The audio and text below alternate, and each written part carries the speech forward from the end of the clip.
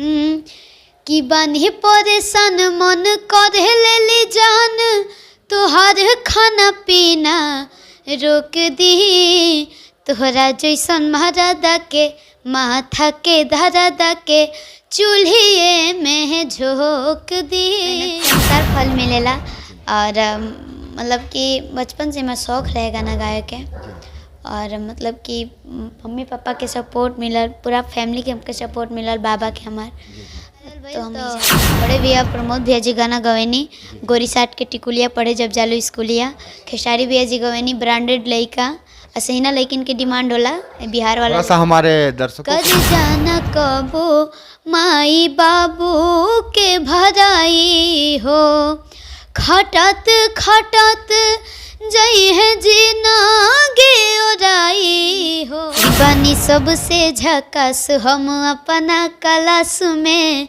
लइका करेला समार बैठे खाती पास में सभे करेला बड़ाई हम केने केने जाई केहू कहे अमर पाली केहू लुलिया।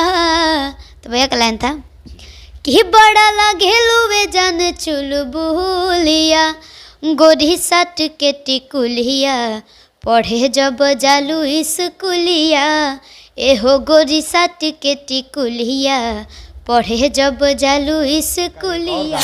भी हुआ था खेसारी लाल यादव जी के साथ, आइए उससे भी लाइन रहे कि गईनी दिल्ली हरियाणा झारखंड में मर्द पड़ला पसंद महमंड में ए जगह आखिर बड़ा बड़ा कांड होला।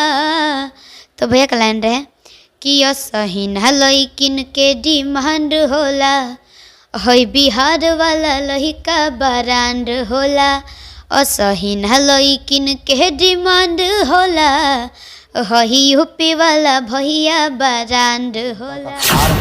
और जनता ने इन्हें प्यार दिया है तो आज पवन सिंह के साथ भी ये गाना गाई हैं। पवन सिंह के साथ कौन सा गाना गाई थी आप? धनियो सावधान और राजा जी के दिलवा टूट जाई फराक तोहार खूटा से पाटल बा होली में रंग ठोपे ठोपे छुए पहुना फिर से बहुत सारा गाना गाया काफ़ी गाना दे चुके हैं जी। धनियो सावधान सुना तनी 150 मिलियन प्लस बा जी जी जी। किले के थरिया खोजे लहतर करिया आगे लाग जाला दिल के भीतरिया काम कैला से हो गई करिया हम तो नैहरे में रहिए सबरिया। तो भैया का लाइन था कि यारे रुसना करे जा हमर फाटे छोटी छोटी बात पतुला गोतड़ू डाटे धनी हो सब धन तहरे नु बाटे धनी हो सब धन तहरे नु बाटे। अभी हाले फिलहाल रील पर मतलब एथी ट्रेंडिंग में बा तोहरा राजा जी के दिलवा टूट जाई तो में हमार लाइन रहे कि तवा लेखा गरम रावा करी ना मिजाज के हम नो करानी वाला बात महाराज के कि हई फेंक दो ना लोढ़ा गुस्सा कम कर थोड़ा चूड़ी फूट जाई रंग छूट जाई तो मन रूठ जाई तारा राजा जी के दिलावा टूट जाई तारा बलमु के दिलावा टूट जाई लिखा बेला ना नाही लैती राजा जी हाँ ही लैती राजा जी कि दिलावा जदी दोसरा से लगैती राजा जी माथे हाथ धोके क्रिया न खैती राजा जी सात फेरा रउआ संगे ना लगैती राजा जी माथे हाथ धोके क्रिया न खैती लाइन है अंतरा के लाइन बहुत अभी वायरल चलता कि जात बानी राजा अब तो हम नहीं हर तू संभार अपन घर सुनी घर के कथा हमार माथा जाला जहर बात लगेला जहर। हमारे साथ हैं शिवानी सिंह और शिवानी सिंह कोई पहचान का मोहताज नहीं है, बड़े बड़े कलाकार के साथ ये काम कर चुके हैं, गाना गा चुके हैं और काफ़ी ट्रेंडिंग में अभी चल रहे हैं। आइए इन्हीं से जानते हैं कि कौन सा इनका गाना जो है वायरल हुआ है। सबसे पहले जब भी देखा था सबके प्रणाम करता नहीं। और हमार हर गाना के फिलहाल थोड़ा सा प्यार देता नहीं जा और बहुत अच्छा लगा था। अभी ट्रेंडिंग में चल रही हैं आप, गाना आपका काफ़ी वायरल हो रहा है, कौन सा गाना वायरल हुआ है? बस आप सबके आशीर्वाद बा। अभी हमार सोलो सॉन्ग चला था कि चूल्हे में झोंक दी। चूल्हे में झोंक दी जी, 50 मिलियन प्लस बा। 50 मिलियन। जी। हमारे श्रोता लोग को भी थोड़ा सा 2 लाइन सुना दें। जी, लाइन रहे कि बानी परेशान मन करे लेली जान, तोहार खाना पीना रोक दी, तोहरा जैसन महाराजा के माथा के धरादा के चूल्हे में झोंक दी। वाह, देखिए इस गाने को आप लोगों ने प्यार दिया है तो 50 मिलियन पार कर गया है और इस तरह का हमेशा ये गाना गाते रहती हैं। अच्छा शिवानी जी, आप यहाँ तक पहुँचे हैं कैसे, कितना मेहनत करना पड़ा? मेहनत तो अपने ऊपर मतलब बाटे, कितना मेहनत करम जा, मेहनत के अनुसार फल मिलेला। और मतलब कि बचपन से मैं शौक़ रहे गाना गाए के और मतलब कि मम्मी पापा के सपोर्ट मिलल, पूरा फैमिली के हमके सपोर्ट मिलल, बाबा के हमार, तो हम ही बानी। अच्छा, आपके उम्र के लड़कियां जो है पढ़ने में या फिर कुछ और काम में ध्यान देती हैं, लेकिन आप सिंगिंग में कैसे आ गई? मतलब कि कोनो चीज़ खराब ना होखेला, बस ओकरा प्रति सोच बढ़िया रखे के चाहिए। कैसे कि अगर ए लाइन के हम गलत तरीका से देखम तो गलत ही बा। हाँ, अगर पढ़ाई के हम गलत तरीका से देखम तो पढ़ाई भी गलत बा। कैसे कि हमने मतलब हम आम लड़की के का बा, महतना पढ़ला के का फायदा, ससुराल में गोला के बाद तो चूल्हे चौकी करे, चूल्हे चौकी, तो अगर वो देखी तो गलते बाटे पढ़ाई कइल। वो पढ़ाई कोई काम का नहीं, मतलब कि हम आम लड़की खातिर पढ़ाई कोनो काम के नहीं है। और मतलब कि हमरा लागल कि नहीं हम ए लाइन में मतलब कि कुछ पब्लिक के नज़र में, कुछ पब्लिक के दिल में अपना ला प्यार मतलब जमा कर ले हम। और वो अनुसार मेहनत कैनी जा। पहले गाना मतलब थोड़ी ना गावत रहनी, गावत बुझाइल कि हे तरी लय सुर हे तरी हेने जाला, नहीं तो ऐसे मतलब कोनो भी गाना सुनिए तो गुनगुनाया लगे जा। अच्छा, पहला गाना कौन सा आपका हिट हुआ था? जी, हमार गाना हम स्कूल में गाना गए रहनी, सरकारी स्कूल में, कर्जा न कबो माई बाबू के भराई हो। कर्जा न कबो माई बाप के भराई। हाँ, अच्छा। वही गाना वायरल भइल तो बड़े भैया प्रमोद भैया जी गाना गवेनी, गोरी साट के टिकुलिया पढ़े जब जालू स्कूलिया, खेसारी भैया जी गवेनी, ब्रांडेड लइका, असहिना लेकिन के डिमांड होला बिहार वाला। थोड़ा सा हमारे दर्शकों को सुना दें वो जो फर्स्ट गाना आप जो। जी, लाइन रहे कि कर्जा न कबो माई बाबू के भराई हो, कर्जा न कबो माई बाबू के भराई हो, खटत खटत जई है जीना गे ओराई हो, खटत खटत जई है जिनगी ओराई हो, कर्जा न कबो माई बाबू के भराई हो। माँ बाप जो होते हैं उनका सही में कर्ज नहीं भरा पाता है, इसलिए कि उनका कर्ज कोई उतार नहीं सकता है और वो गाने के माध्यम से ये दर्शाई हैं। अच्छा, दूसरा जो प्रमोद प्रेमी जी का जी थे वो कौन सा गाना था? हमार लाइन रहे कि बनी सबसे झकास हम अपना क्लास में, लइका करेला समार बैठे खाती पास में, सभे करेला बड़ाई हम केने केने जाई, केहू कहे अमर पाली केहू लुलिया। तो भैया का लाइन था कि बड़ा लागेलू वे जान चुलबुलिया, गोरी साट के टिकुलिया पढ़े जब जालू स्कूलिया, एहो गोरी साट के टिकुलिया पढ़े जब जालू स्कूलिया। वाह, देखिए कितना प्यारा सॉन्ग है और कितना प्यार से ये गाती हैं। ऐसे ही पब्लिक इनको प्यार नहीं देता है। और इनका एक और गाना जो है हिट हुआ था खेसारी लाल यादव जी के साथ, आइए उससे भी थोड़ा सा हमारे दर्शकों को हमारा लाइन रहे कि गईनी दिल्ली हरियाणा झारखंड में, मर्द पड़ला पसंद महामंड में, ए जगह आखिर बड़ा बड़ा कांड होला। तो भैया का लाइन रहे कि असहिना लइकिन के डिमांड होला, है बिहार वाला लहिका बरांड होला, असही ना लइकिन के डिमांड होला, है यूपी वाला भैया बरांड होला।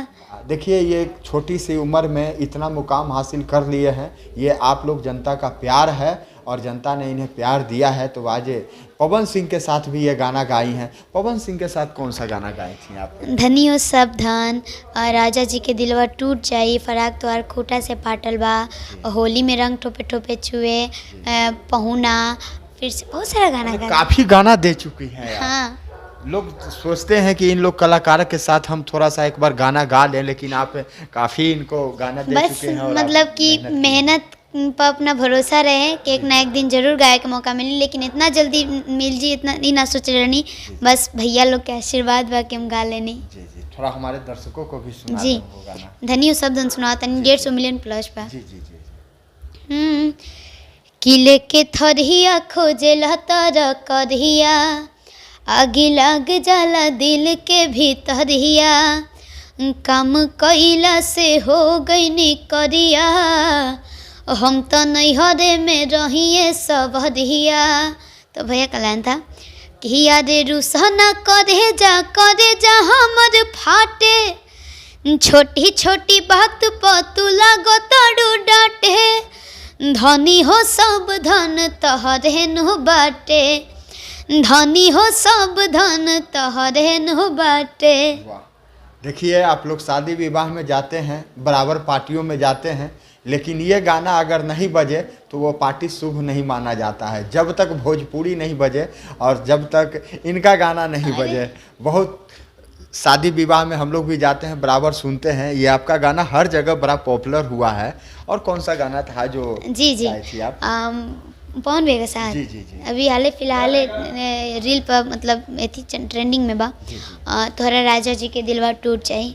तो में हमार लाइन रहे कि तवा लेखा गरम रावा करी ना मिजाज के, हम नौकरानी वाला बात महाराज के, कि हई फेंक दाना लोढ़ा गुस्सा कम कर थोड़ा, चूड़ी फूट जाई रंग छूट जाई तमन रूठ जाई, तारा राजा जी के दिलावा टूट जाई, तारा बलमु के दिलावा टूट जाई।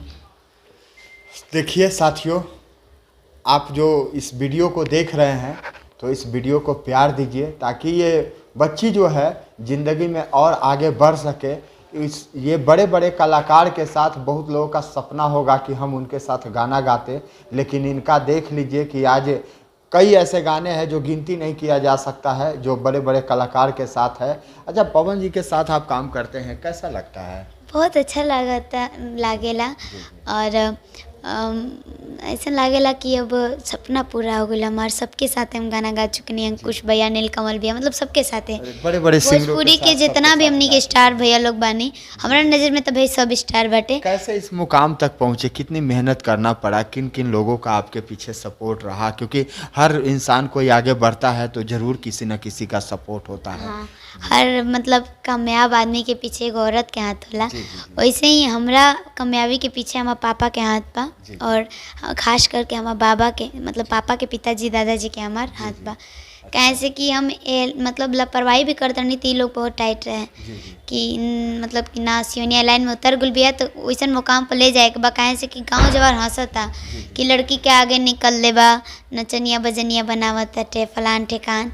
हमरो मन में ये जुनून रहे कि हम कुछ ऐसा करी कि जे बोला था हमके उल्टा सीधा होकर मुँह बंद हो जाए, और वही मुझे तारीफ सुने के मिलेला, अच्छा लगेला। यानी कि पहले लोग शिकायत किए और उसके बाद जो है जब आप आगे बढ़े, कामयाबी हासिल किए, तो लोगों को लगा कि ये जो शिवानी जो है वो आगे बढ़ गई है और हमें विश्वास था कि जरूर कुछ ना कुछ करेगी, ऐसा बोलते हैं लोग। हाँ, हमारे गांव के कुछ लोग बाटे कि पहले मतलब कि हमनी के देखत रहे तो बोली बोलत रहे। अब राय चलत में मतलब कभी गाँव चल जानी तो लोग बोलेला कि का हाल बा ब्यास जी, गाना वाना होता। तो दादाजी आपके कोई गायक हुए थे क्या? हाँ, दुगोला प्रोग्राम जैसे होखेला ना, जी जी, जैसे कि बूढ़ा ब्यास अभियंता भैया मतलब होखेला ना, वही तरीका से मतलब बाबा गाना गावत रहलन। तो बाबा के ही देख के हम बहुत कुछ सीखल बानी। यानी अपने जमाने के वो भी सुपरस्टार थे। जी हाँ, दादाजी? मतलब कि पूरा दुगोला प्रोग्राम में वहाँ के एकदम हल्ला होता रहे। तो चलते चलते एक प्यारा सा सॉन्ग सुना दें हमारे दर्शकों को। जी बिल्कुल, काहे ना। अभी मतलब कि अभी हमारा गाना, वैसे तो सब गाना वायरल होता, लेकिन लेटेस्ट हो जो थोड़ा जी अभी इंस्टा पर अंकुश भैया के साथ है, अंकुश राजा भैया के साथ है गाना अभी ट्रेंडिंग में चलता, तो वो वाला हम अपन लाइन सुनाता नहीं। कि दाई लेखा बेला ना नाही लैती राजा जी, हाँ ही लैती राजा जी, कि दिलवा जदी दोसरा से लगैती राजा जी, माथे हाथ धोके क्रिया न खोती राजा जी, सात फेरा रउआ संगे ना लगैती राजा जी, माथे हाथ धोके क्रिया न खोती राजा जी। और कल्लू भैया के साथ भी मतलब कि अभी लाइन वायरल होता, और बड़े भैया प्रिंस प्रियदर्शी भैया की गाना भी लिखल है। हम मतलब लाइन रहे अंतरा के लाइन बहुत अभी वायरल चलता। कि जात बानी राजा अब तो हम नहीं हर, तू संभारा अपन घर, सुनी घर के कथा हमार माथा जाला जहर, बात लगेला जहर। मतलब कि बहुत सारा गाना बाटे। देखिए ये जो है घरेलू बात है, और हर पत्नी जो है अपने पति से इसी अंदाज में बात करती है, उसी को शिवानी जी जो है वो गाना के माध्यम से सुनाई है। क्योंकि हमेशा होता है घर में किसी तरह कलश हुआ तो चली जाती है। अच्छा, जो दर्शक आपको देख रहे हैं उन्हें क्या कहना चाहते हैं? बस हम ये कहना चाहूँ कि जैसे अभी प्यार आशीर्वाद देता नहीं जा, वैसे हमेशा दे हम जा, हमरा के प्यार और हम सब कलाकार के प्यार देम जा। और अगर कोनो गलती हो जाता तो रोटी सब न बताएम जा कि कहाँ गलती करता नहीं जा, तो करा के सुधारे के हमनी के कोशिश करम जा। ऐसे ही आगे नहीं बढ़ी हैं शिवानी सिंह, इसलिए कि इनमें कितना भी अच्छा गा लें, लेकिन फिर भी कहते हैं कि मेरी कोई कमी है तो आप लोग ज़रूर बताएं। और वैसे इंसान आगे बिल्कुल बढ़ते हैं, सब लोगों का प्यार है। हम भी चाहेंगे कि आप लोग दर्शक जो देख रहे हैं इस वीडियो को, शिवानी सिंह जी का वीडियो को आप लोग प्यार दें, लाइक करें और सब्सक्राइब करें और शेयर भी करें, और इन्हें ज़्यादा से ज़्यादा आप लोग प्यार दें। धन्यवाद।